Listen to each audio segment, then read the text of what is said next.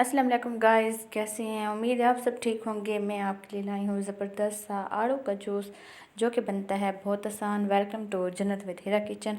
रेसिपी को शुरू से एंड तक लाजमी देखना है, अपने दुआओं में याद रखना है। अल्लाह हाफिज़।